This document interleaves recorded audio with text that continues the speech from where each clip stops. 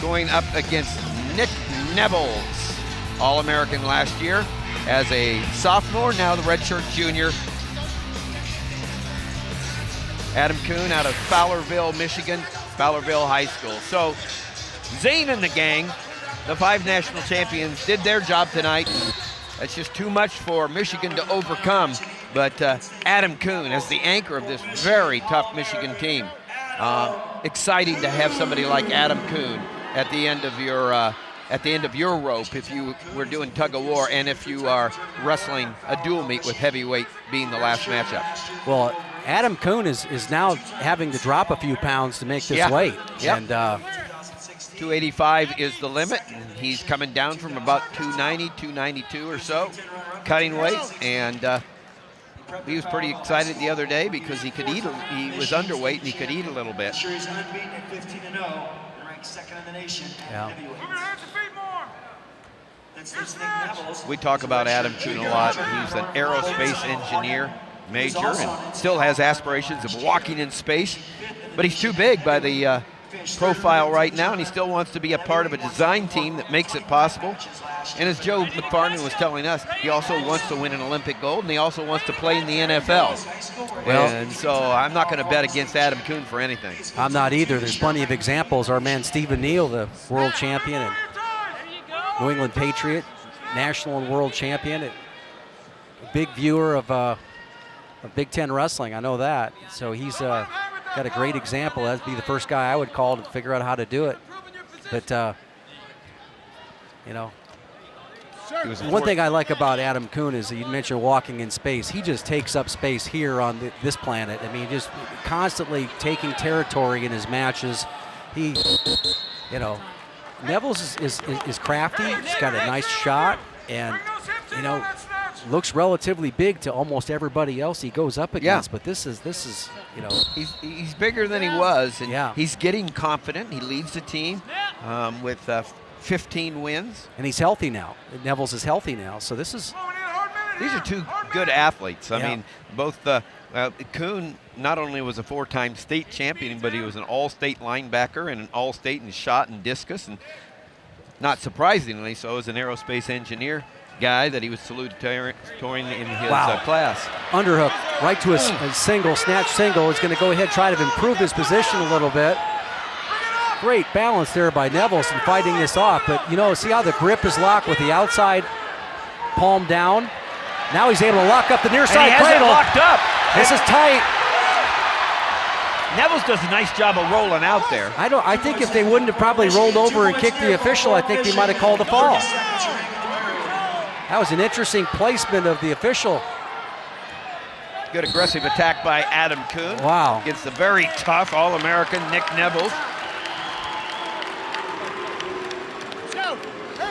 Yeah, that was a good-looking takedown and a good-looking defense there by Nevills, keeping his balance. I mean, it looked like he was on his feet.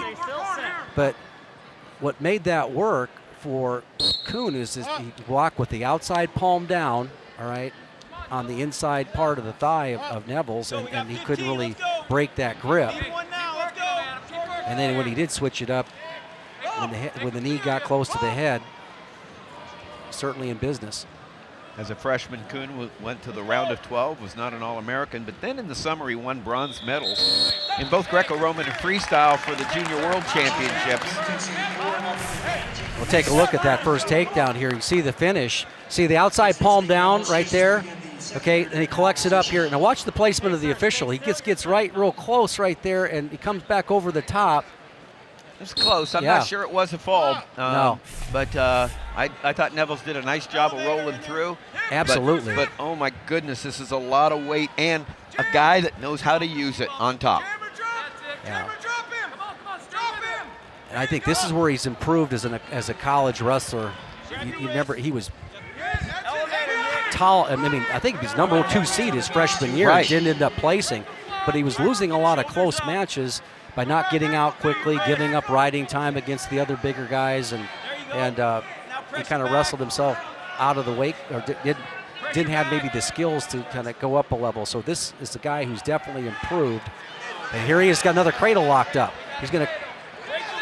And it's not just a Well, and Nevills does a nice job because that was tight. Yeah. Reverse cradle was locked up. Warning on Nevills for stalling. Yeah, definite size difference between these two men. Nevills, you got to rotate back into him, pressure back in. He's looking for that near side cradle again, and Nevills is, by coming up with just the hands and the feet there, we've seen this a couple times where you kind of give, it's a nice situation to go to that near side cradle. Knees up.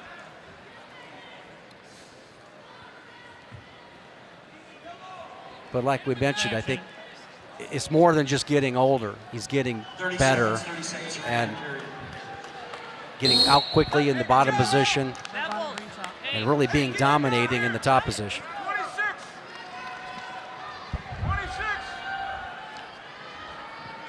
Gosh, what a future. Okay, sir, stay still, you're set. Top.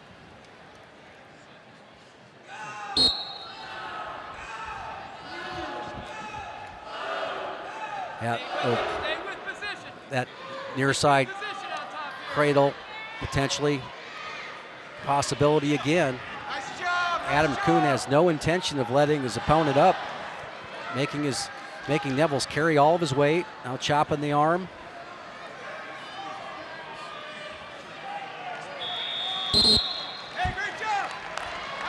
There, now he's choosing down this position. This is what I'm looking for. Is that the third period in heavyweight, he chooses to begin the third period in the down position. Okay, sir, stay still, set. see what type of move he has in the bottom position. Come up, fight hands. You know, a lot of success in Greco. This is a great time to look for something big, like some sort of throw. And by doing that, you threaten a guy. You know, comes up. Kind of more Nevills just giving the release there. You know, let's see what Nevills can do. We've seen guys being dominated and find themselves getting back into matches. We saw that at 84. We saw that a little bit at 74 with the reversal that Amin had. Well, and Nevill has the tank. I mean, but Nevill does have the pace, a great athlete, and so a good point, Jim, because Nick Nevills has that kind of not just opportunity, but he's shown that he can do that. Like you mentioned, he's not injured this year. He's going to get that base of conditioning under him, and he's tough. But Adam Coon, special young man, athlete, student. 1 minute remaining in the match. Like I said, graduate student right now.